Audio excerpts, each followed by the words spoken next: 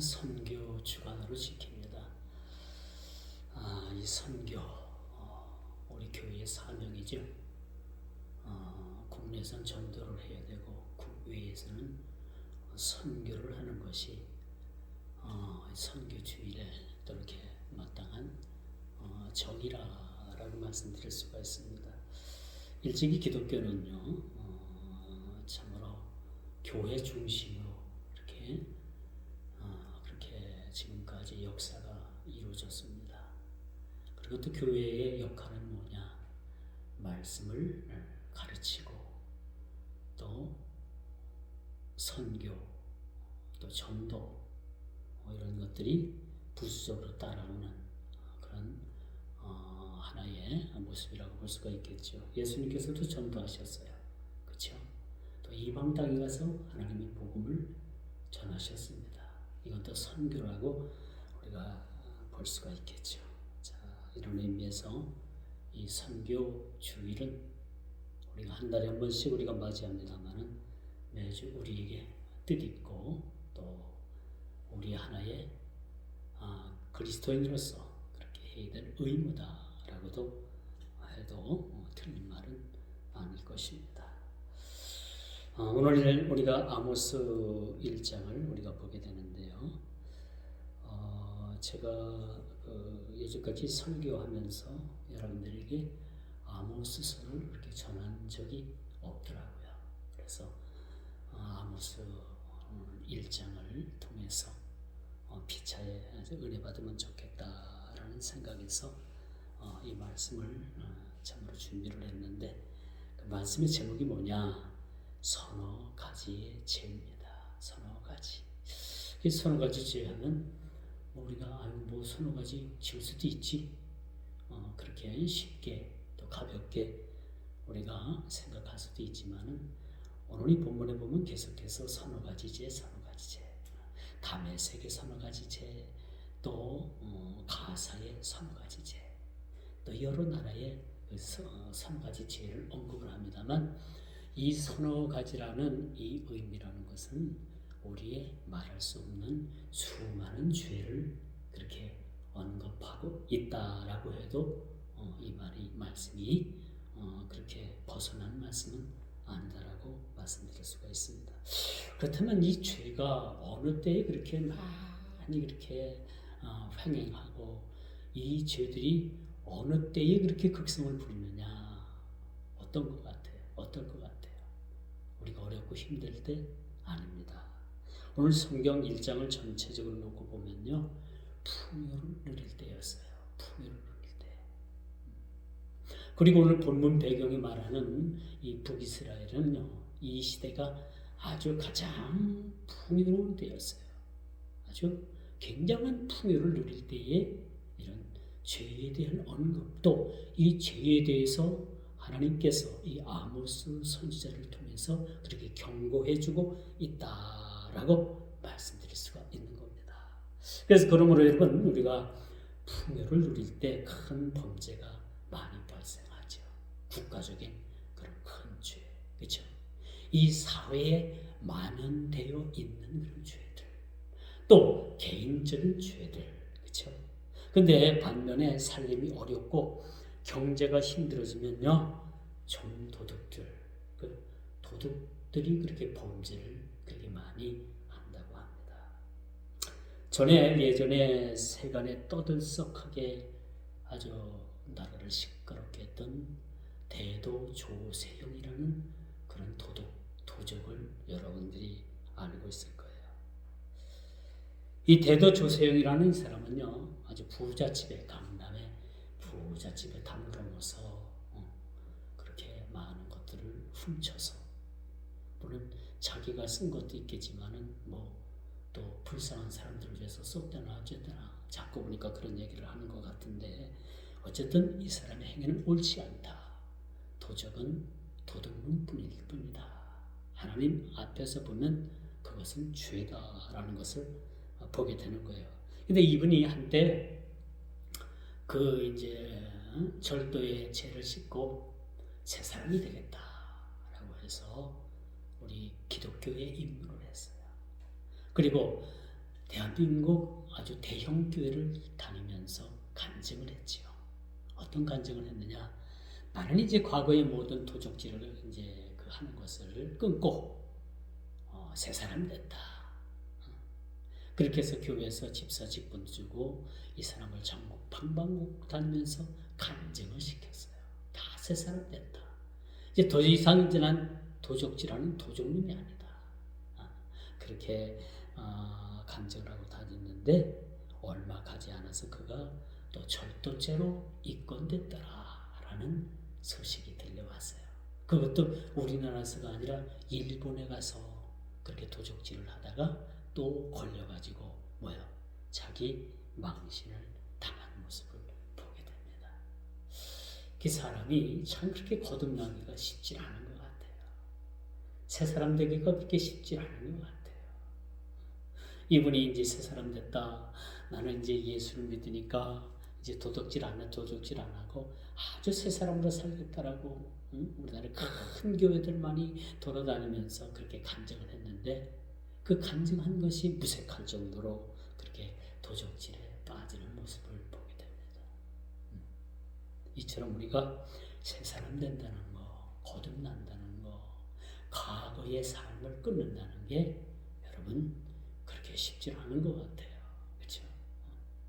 내가 변화된 것 같고 내가 새 사람 된 것 같아도 어느 한 부분에 딱 걸리면 내 속에 있는 그런 제거되지 못한 쓴뿌리가 확 들어오잖아요. 그렇죠? 그런 경험은 여러분들이 있을 거예요. 있을 겁니다. 분명히 있어요. 이것도 하나의 과정이기 때문에 내가 새 사람 되고 내가 교회 집사고 이제는 내가 예수를 믿고 믿는 것 같은데 어느 날 하나 딱 때문에 넘어져가지고 그 예전의 모습으로 확 들어가는 모습을 보게 되잖아요.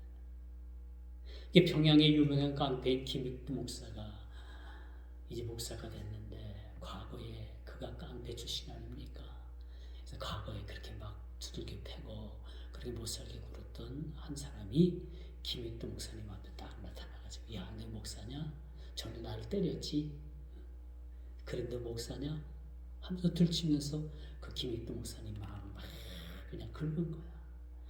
그러니까 김익두 목사님이 참다 못해가지고 하나님 이번 한 번만 꼭 봐주세요. 그래가지고 자기를 이렇게 놀리고 자기를 이렇게 그렇게 참 마음을 상하게 했던 그 사람을 저 골목으로 아무도 한 번 골목으로 끌고 들어가가지고 거반 죽여놨다는 거 아닙니까? 그러고 나니까 속이 시원할 것 같아요? 아니죠. 그렇지 않아요. 그러고 나서 하나님 앞에 하나님 잘못했습니다. 그것까지도 참아야 되는데, 그렇죠? 우리가 이 참는데도요, 그렇죠? 한계가 있다고 하잖아요. 그런데 우리 기독교인들은 그 한계를 좀 뛰어넘어야 돼요. 그것까지도 참아내야 돼요. 그거 못 참아내면은 옛사람이 다시 겉으로 확 쏟아져 나와요. 그래서 성경은 우리 마음속에 있는 쓴뿌리를 제거하지 않으면 안 된다. 쓴뿌리. 여러분 시골에서 이제 그 구정물이 있잖아요. 이런 그 다라 같은 데다 구정물을 담아놓으면 새벽에 나와보면 위에는 아주 물이 맑았잖아요. 그냥 떠먹어도 될 만한 아주 맑은 물이야. 그렇죠? 근데 이제 이것을 이 부지깽이로다가 이렇게 내가 그 휘지면 희뿌연 그냥 그 쌀뜨물이 막 올라오고 막 여러 가지 버리는 음식물들이 막 위로다 막 부유물들이 막 떠오르잖아요. 똑같은 거야.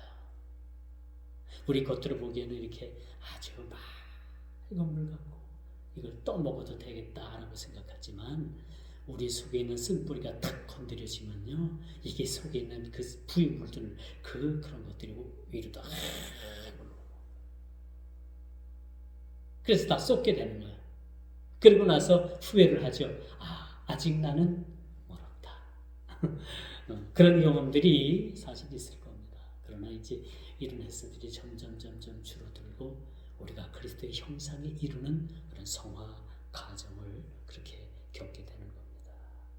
여러분 이처럼 이렇게 죄의 문제는 한 번 발을 들여놓게 되면요, 참 이게 끊기가 쉽지 않아요. 요 정도는 괜찮겠지. 이런 거 미미한 거, 요거 우리가 딱 요거에 걸리면은 사탄은 요걸 미끼로 삼는 거예요. 계속해서 우리에게 걸림돌로 작용하게 만드는 겁니다. 처음엔 그렇게 속상이죠. 그것쯤이야. 누구도 다 하는 거고, 이 세상에 보편적으로 다 하는 일들이야. 그렇지만 우리 기독교인으로서 하지 말아야 될 그런 일인데, 그것을 행했다고 하면 그게 계속적으로 올무가 됩니다. 죄의 문제로 그게 벗어날 수가 없는 거예요. 이게 사탄은 아주 큰 거로다가 탁 해서 우리를 올가매는 게 아니라 아주 미미한 거, 세상 사람들이 볼 때는 죄로 여기지 않는 것들을 통해서 우리를 올가매는 거예요. 그리고 계속해서 그 일들을 통해서 우리에게 죄를 짓게 만드는 겁니다. 그러므로 우리가 불의한 삶에서 죄에서 그렇게 쉽게 벗어난다는 게 쉬운 건 아니라는 거죠. 그렇게 쉬운 건 아니에요. 그러니까 우리가 주님 앞에 설 때까지 끊임없이 우리는 이 죄성과 싸워야 돼. 사도 바울도 우리 속에 두 마음이 있다고 했잖아요. 그렇죠? 끊임없이 싸운다고 했잖아요. 그래서 우리 마음 속에 있는 이 두 가지 본성을 가지고 싸우는 거예요. 하나는 예수님의 본성, 그 본성을 가지고 살려고 하는 마음, 발버둥 치는 마음, 그 속에서는 그래도 속삭이는, 마치 하와에게 뱀이 와서 그렇게 속삭이잖아요. 하나님께서 먹지 말라고 하셨더냐? 먹지 말라고 했어. 근데 뭐라고 말해? 아니야. 그거 먹으면 너도 하나님처럼 눈이 밝아져서 너도 모든 것을 볼 수 있어. 그렇게 속삭여. 큰 소리로 얘기한 것도 아니에요. 누가 들을까봐? 남이 들을까봐. 하와 찾아가서 속삭인 거야. 그러니까 오늘날도 수많은 죄는 우리 마음속에 와서, 우리 귓전에 와서 이렇게 속삭입니다. 속삭여요. 이거 이렇게 한번 해봐. 괜찮아. 세상 사람 다 하는 거고, 세상 사람들에게 이 세상에는 이게 보편적인 일이야. 그렇게 속삭입니다.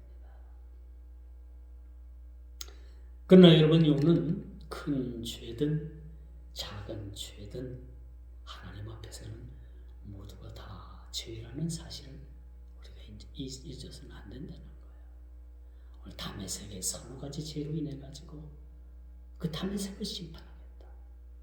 가사의 서너 가지 죄로 인해서 그들을 심판하시겠다라고 하는 이 아모스 선지자의 이 경고의 말씀을 우리는 오늘날 그렇게 흘려 들어서는 안 된다는 겁니다. 그래서 서너 가지 죄로 인해서 이 죄의 심각성은요, 당시 오늘 본문에 보니까 남유다나 북이스라엘이나 할 것 없이 모두가 죄에 빠져 있는 모습을 우리가 보게 됩니다. 남쪽 유다나 북이스라엘이나 별반 차이가 없다는 거예요. 이 나라들이 또 유다뿐만 아니라 이 주변국에 있는 나라들이 다 죄에 빠져 있음을 우리가 보여주게 되는 것이죠. 사실 지구상 어디를 가봐도요, 죄와 불의로 얼룩진 모습을 우리가 쉽게 찾아볼 수가 있어요. 그렇죠? 유럽에 가면 소매치기가 얼마나 그리 많은지, 그렇죠? 사기치는 일이 얼마나 많은지. 우리나라는 다르겠어요. 땅도 좁지요, 인구도 많지요. 그렇다고 물적 자원이 있는 것도 아니죠. 그러니까 사람들이 아주 사기치는데 아주 능해요, 사람들. 여러분, 보이스피싱으로 여러분 당하는 자들이 요즘 얼마나 많아요. 또 부동산 사기, 여러 가지 사기들이 우리나라는 사기 천국. 외국인 어느 나라 사람들이 말하기를 대한민국은 사기 천국이다. 사기치는데 1등이라는 얘기. IT 강국이지만은 사기치는데도 두 번째가 라면 서러운 나라라고 그렇게 낙인이 찍혔습니다.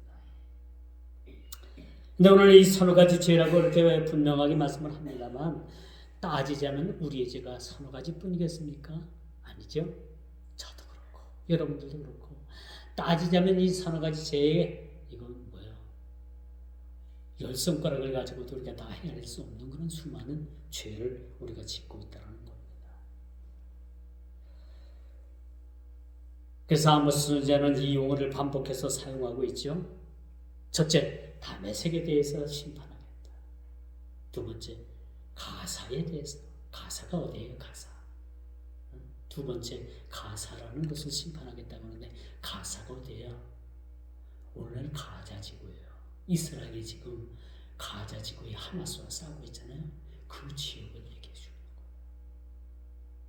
그 지역. 거기를 하나님께서 심판하시겠다는 겁니다.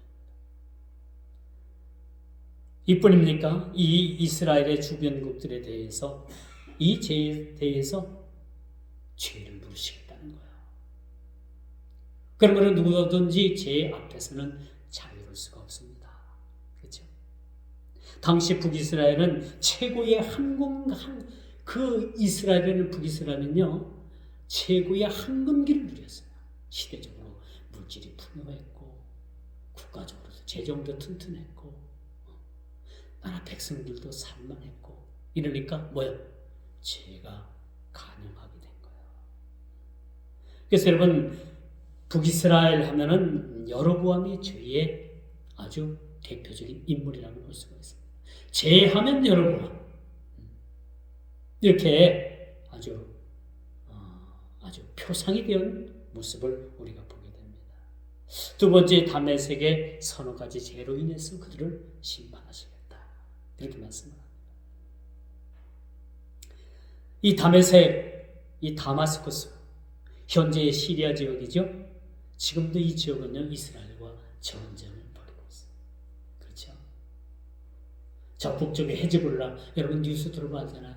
남쪽에는 가자에 그 하마스와 전쟁을 하고, 저 북쪽으로는 뭐예요? 시리아, 레바논의 그 지역에 테러리스트들과 그렇게 전쟁을 그렇게 벌이고 있는 모습을 우리가 보게 됩니다. 하나님께서는요 아모스의 입을 벌려 그 첫 번째로 다메섹에 대한 심판을 경고하고 있습니다. 이 하나님은 죄에 대해서 늘 묵고하시는 하나님이 아니에요. 지켜보시죠. 그러나 하나님께서는 시간이 되고 때가 되면 경고하십니다. 그리고 그 경고의 메시지에 대해서 그들이 뭐예요? 결국 그 경고에 대해서 듣지 않게 되면, 경고를 무시하게 되면 하나님의 심판이 그렇게 시작되는 모습을 우리가 보게 됩니다.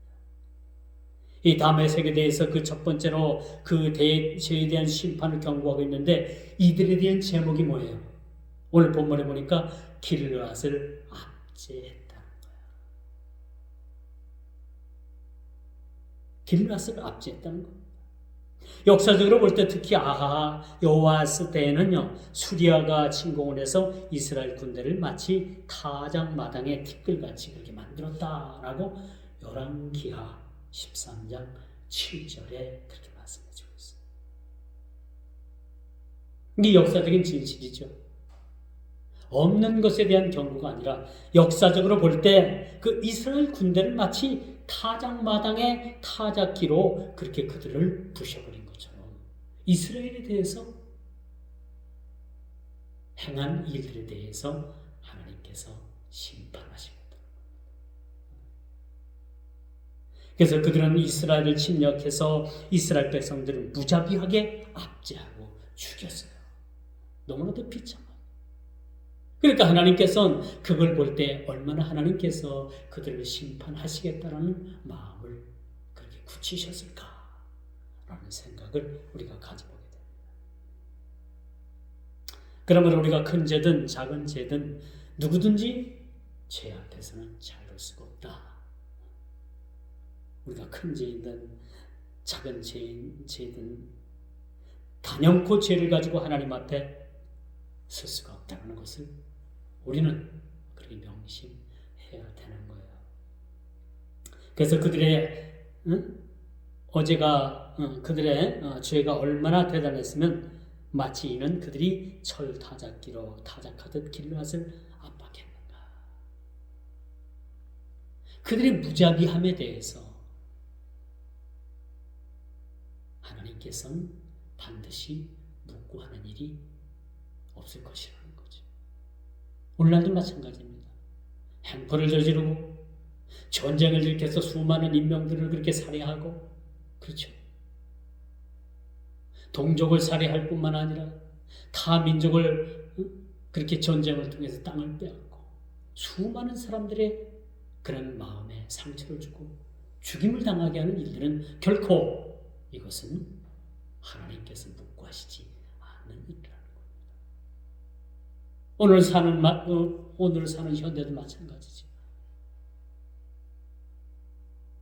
러시아와 우크라이나가 지금도 전쟁을 멈추지 않고 있어요. 반드시 이 전쟁에 대해서, 그 전쟁을 벌인 자에 대해서는 하나님께서는 반드시 심판하십니다. 그들이 지금이야 의세당 등등하고 천년 만년 그 나라를 다스릴 것 같지만 그도 언젠간 권지에서 내려와 비참한 치유가 그들을 기다리고 있다는 사실을 여러분 우리가 잊어서는 안 됩니다. 전 세계적으로 지금 테러리스트들이 많은 사람들을 해치고, 그렇죠? 그걸 또 보복하겠다고 나선 그런 군대는 많은 그런 인명을 그렇게 아주 무시무시한 무기들로 살상을 하고 있습니다. 이건 누가 옳다, 누가 그러다는 문제를 떠나가지고 이런 문제는 반드시 하나님께서는 짚고 넘어가신다는 사실을 우리는 기억을 해야 합니다. 이렇게 철 타작기로 타작하듯이 길로하시며 압박하였더라. 이게 죄인 거예요. 이게 하나님 앞에 큰 죄였던 겁니다.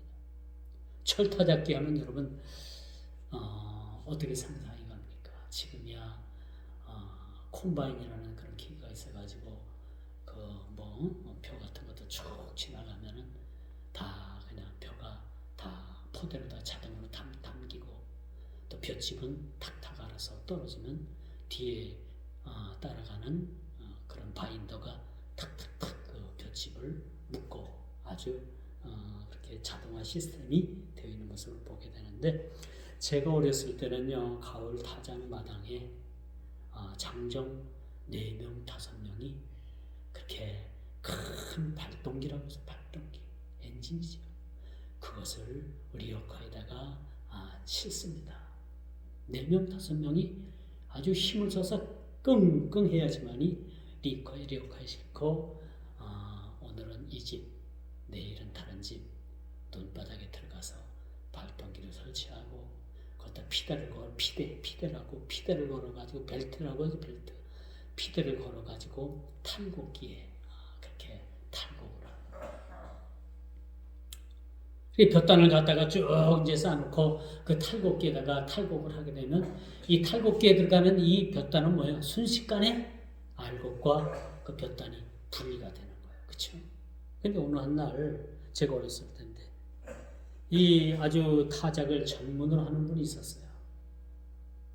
자기 사촌 형은 관리만 하고 이 사촌 동생은 이 철타작기를 가지고 다니면서 타작을 하고 10가마니에 반가마니 한가마니 이렇게 해서 그렇게 타작세를 받아서 생활하는 분이 있었습니다. 이분이 잘못해가지고 그 철타작기에 팔 전체가 딸려 들어갔어요. 오른팔인지 왼팔인지 지금 잘 기억을 못하겠는데 그 팔이 딸려 들어가니까 그 철타작기에 그 팔이 들어가서 그 팔이 아주 걸레처럼 너덜너덜 다 그렇게 그냥 막 상처가 나고 찢어지고 막 피가 나고, 그래서 바로 그냥 시내에 있는 그 김아무개 신경외과 가서 긴급 수술을 받았어요. 그때만 해도 의술이 별로 좋지 않았는데 이분이 서울에서 의사를 하다가 그 이제 시골 마을에 시내에 신경외과를 차렸는데 그래도 실력이 좋았던가 봐요. 그리고 다 깨매고 수술을 해가지고 이번에 병원 생활을 꽤 여러 달 했어요. 꽤 여러 달 했는데 나중에 나왔는데 그 팔뚝을 보니까 팔뚝이 너무 흉측해서 볼 수가 없을 정도예요. 이렇게 철타잡기에 팔이 들어가면요, 팔 떨어나가지 않은 것이 다행이지. 그렇게 노들노들 걸레가 된 그 팔을 부여잡고 시내 나가서 신경외과에 가지고 그걸 깨매고 수술을 했는데, 그래도 팔을 온전히 쓰지 못했지만 그 팔이 붙어 있는 모습을 봤습니다. 근데 이제 자유롭지 못하죠. 그럼에도 불구하고 타작을 하는데, 이쪽 한쪽 팔이 그렇게 자유롭지는 못하니까 이 겨드랑이에다가 그 볏단을 그렇게 끼워가지고 타작을 하는 모습을 봤어요. 그걸 보면서 대단하다. 사람의 의지도 대단하지만 의술도 대단하다. 또 그렇게 철타잡기에 들어간 그 팔이 온전하진 않지만 제가 어렸을 때 눈으로 봤는데 너무나도 흉측해요. 흉측합니다. 그런 모습이었음을 보면서 이 철타잡기가 얼마나 무서운가. 얼마나 무서운가. 그래서 오늘 이 다메섹에 대한 이 죄가 뭔가, 마치 이스라엘의 군대를 철타잡기로 타작하듯이 그들을 압제했다, 길르앗을 압제했다라는 사실, 그 사실에 대해서 하나님께서 그 죄를 물으시겠다라고 이렇게 말씀해 주는 모습을 우리가 보게 되는 겁니다.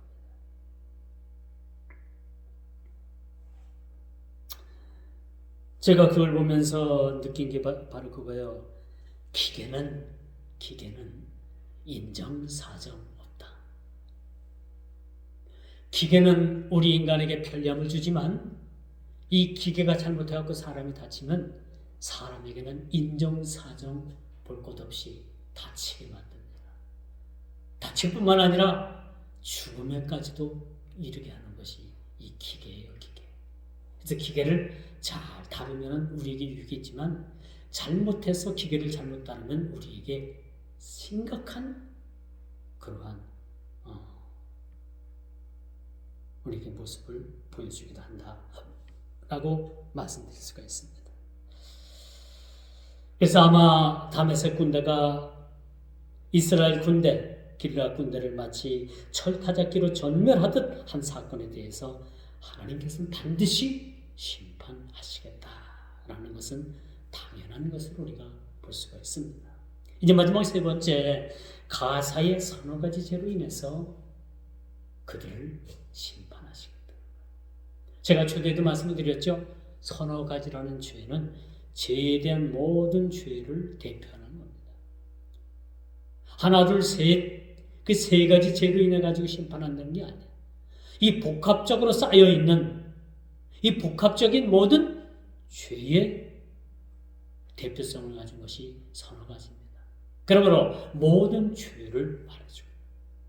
모든 죄에 대해서 너희가 회개하지 않으면, 돌이키지 아니하면 내가 반드시 너희를 심판하시겠다. 가사의 서너 가지 죄로 인해서 그들을 심판하겠다는 겁니다. 지금도 가사는 세계적으로 엄청난 관심의 대상이지. 이 세계 언론이 다 지금 가자 지구에 쏠려 있어요. 그렇죠? 하마스를, 그 잔당들을 뿌리 뽑아야 된다는 것은 모든 사람들의 바람이지만은 그 하마스를 제거하기 위해서 거기에 있는 수많은 사람들을 그렇게 살생한다는 것은 반대다 라고 지금 얘기하잖아요. 전쟁을 하라는 거예요, 말하는 거예요. 그렇죠? 그 이스라엘에서는 지금 굉장히 어려운 상황에 놓여 있다라고 말씀드릴 수가 있습니다. 이스라엘과 하마스가 지금 200일이 넘는 전쟁을 지금 치르고 있어요. 머지않아 라파 지역을 공격함으로 하마스의 잔당들을 소탕한다고 하는데 또 얼마나 많은 사람들이 죽어나가는지 우리는 한번 생각해 봐야 돼. 그렇다고 전적으로 하나님께서 이스라엘 편이냐? 그것도 아닌 것 같아요. 그렇죠? 구약에는 하나님께서 그들을 선민의 나라로 택하셨지만 지금 이스라엘 나라에서 행해지고 있는 일들을 보면 그렇게 썩 우리가 그들을 좋게만 볼 그런 시각은 아니라는 얘기죠. 왜? 이스라엘 텔아비브라는 그런 공항이 있어요. 벤구리온 공항이 이스라엘에 있는데 그 텔아비브 지역에는요 해마다 동성애 축제가 아주 열렬하게 벌어지고 있어요. 동성애 축제. 이런 나라입니다. 하나님의 선민의 나라고 하나님께서 택한 나라고 하나님께서 보호하시는 나라라면 이러한 잘못된 것들을 건절해야 되는데 이런 것들을 장려해요. 국가적으로. 그리고 국가에서 이런 일들이 이런 잘못된 행사가 벌어지는데도 불구하고 국가에서는 그냥 난 몰라라 합니다.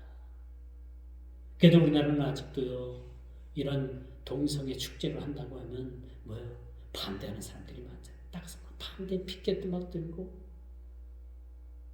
해마다 서울시청 광장에서 이 동성애 해괴망측한 행사를 했어요. 얼마 전까지만도. 그런데 이제 시장이 바뀌면서 허가를 안 내주는 거야. 그러니까 그들은 불법으로 막 여기저기서 행사한다고 하니까 경찰들과 충돌이 생기고 또 어떤 지역에서는 그 행사할 수 있도록 또 경찰들이 그들을 다 또 보호해주는 그런 시도 있더라고요. 분명한 것은 소돔과 고모라 성이 왜 망했다고 생각합니까? 이거 동성애 못 막았기 때문에 망한 거예요. 불비가 내려가지고 그 흔적도 없이 그냥 그 나라, 그 도시 하나를 아주 그냥 삼켜버렸잖아요. 흔적도 없이. 이게 하나님 앞에 얼마나 큰 죄인가라는 것을 우리는 보게 되는 것입니다. 이뿐입니까? 이란에서는 얼마 전에 이스라엘을 향해서 대포도 쏘고 미사일도 쏘고 드론도 날려가지고 이스라엘에 대해서 큰 공격을 했잖아요. 근데 그들이 이란에서 쏜 것을 막기 위해서 1조 7천억이라는 돈이 들어갔대요. 1조 7천억이라는 돈이 이스라엘에서 지출을 하게 된 거예요.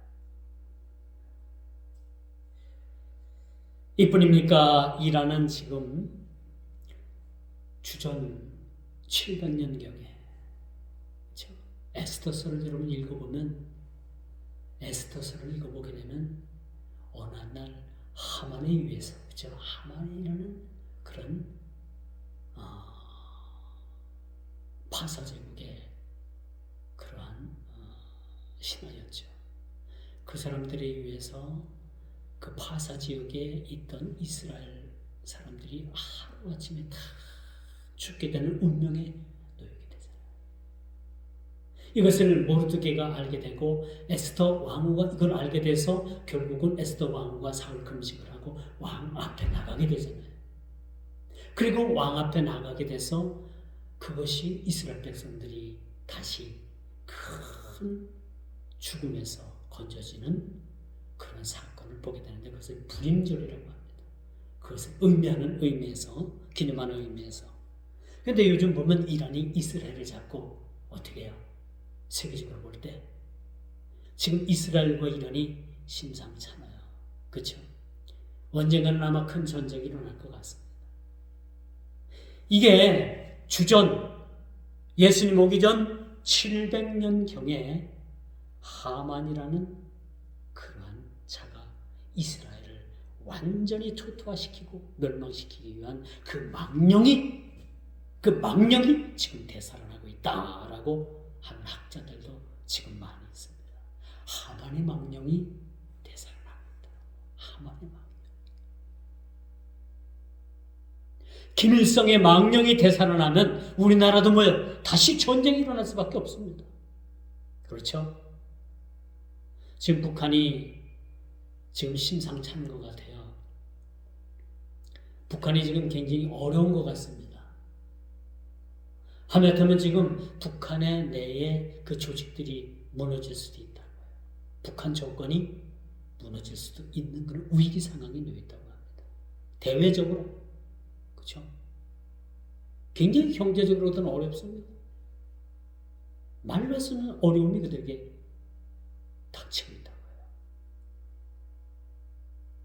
그들이 그렇게 어려울 바에야 전쟁을 일으켜서 너 죽고 나 죽자라는 그러한 망령이 되살아날 수 있습니다. 그 김일성의 망령이 되살아나게 되면 이 한반도도 또 전쟁의 소용돌이에 휩싸일 수 있다는 거예요. 이러지 않기 위해서 우리가 하나님 앞에 기도해야 됩니다. 이런 하만의 명령, 그 망령이 되살아나지 않고 그 김씨 일당의 망령이 되살아나지 않도록 우리는 기도해야 된다. 그래서 하나님은 무엇을 다 심판하시겠다고 해서 꺼지지 않는 불로 그렇게 심판하시겠다라고 그렇게 말씀을 합니다. 꺼지지 않는 불은 뭐예요? 심판의 상징이기도 합니다. 심판의 상징. 지옥은 뭐로다가 비유합니까? 불이에요. 꺼지지 않는 불못으로 우리가 지옥을 그렇게 표현하고 있는 거예요. 이제 말씀의 결론을 맺을게요. 죄는 모래알 같거나 큰 바위 덩어리 같거나 죄는 다 죄입니다. 우리 주일학교 때 들었던 그런 예화가 하나 있잖아요. 어떤 사람은 아주 죄가 지다는 모래알 같은 죄를 그렇게 졌어. 어떤 사람은 너무 큰 죄를 져서 그 죄를 보니까 바위 덩어리와 같아.